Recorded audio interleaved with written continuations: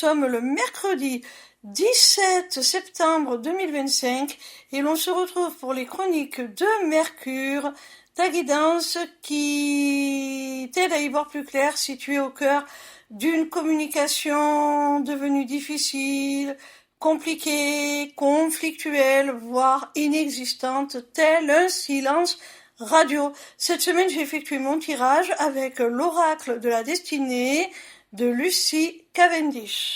La première carte que j'ai tirée, puisque cet oracle s'apparente davantage à un tarot, est celle du 5 de coupe, qui te parle d'attente non comblée. Alors, dans un tarot classique, le 5 de coupe représente les regrets, les remords, le chagrin et la tristesse qui en découlent. Donc oui, c'est tout à fait ça, hein. Des attentes qui n'ont pas été comblées, on est déçu de la tournure des choses, on aurait préféré que ça se passe autrement, on a peut-être dit, ou au contraire, refusé de dire certaines choses, et on le regrette. La seconde carte que j'ai tirée est celle du 9 de bâton, qui, selon l'autrice, te parle de pause et d'observation.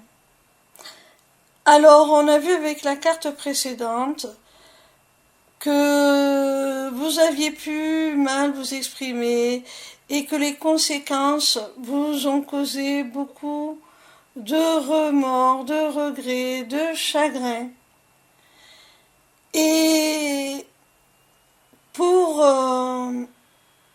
vous remettre de l'impact de ce chagrin, de ces regrets, de ces remords, il va vous falloir du temps, un temps de pause pour être un petit peu plus dans l'analyse de ce qui s'est passé, peut-être vous remettre en cause aussi, peut-être faire la part des choses entre ce qui est de votre responsabilité et ce qui est de celle de votre autre. Et également, si on le prend dans le sens de l'interprétation d'un tarot classique, eh bien, cette carte vous dit que ce désaccord, cette joute verbale, cette dispute certainement, vous a vraiment mis à mal. Et il vous faut ce temps pour pouvoir vous relever et de nouveau pouvoir aller de l'avant, faire preuve de résilience. La troisième carte que j'ai tirée s'appelle le chariot et il est surnommé par l'autrice le guerrier inspiré.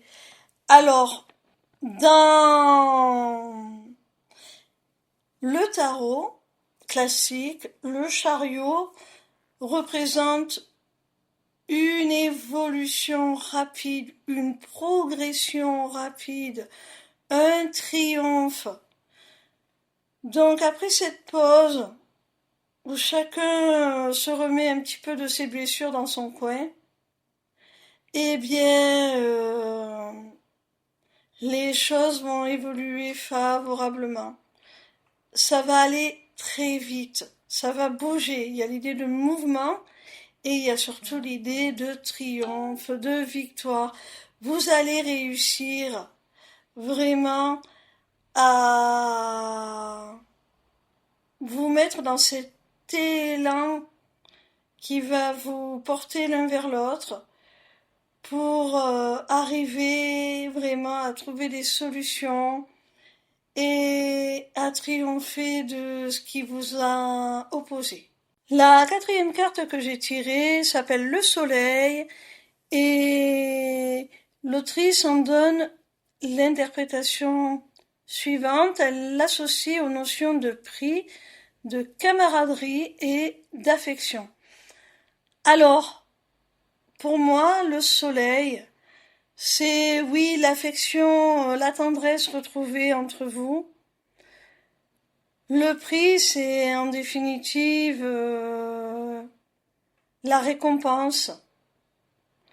Vous avez su l'un et l'autre travailler sur vous, évoluer, progresser, ce qui vous a conduit à la victoire, on l'a vu avec le chariot, à d'abord une victoire sur vous-même, peut-être sur votre ego, votre orgueil, et ensuite une victoire sur la relation que vous souhaitez préserver, que vous souhaitez sauver. Et là, ce prix dont parle l'autrice, c'est votre récompense. Vous allez vous retrouver. On vous parle aussi de camaraderie, donc on parle de convivialité, de moments passés ensemble, de complicité. Vraiment, vous allez vers des retrouvailles, vous allez vers la lumière, vers la vérité aussi. Vous allez y voir beaucoup plus clair dans cette situation. Vous allez enfin pouvoir vous révéler à l'autre sous votre vrai jour, sous votre meilleur jour. Vous allez tout simplement vous retrouver, vous allez vers votre accomplissement ensemble.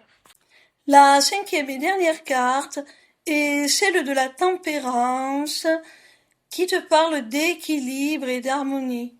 Bon, tu vois, mon petit rayon, au bout du voyage, en définitive, il y a un retour à l'équilibre, à l'équité, une forme de guérison, une harmonie qui est retrouvée entre vous, dans votre relation et dans la manière de vous exprimer l'un envers l'autre.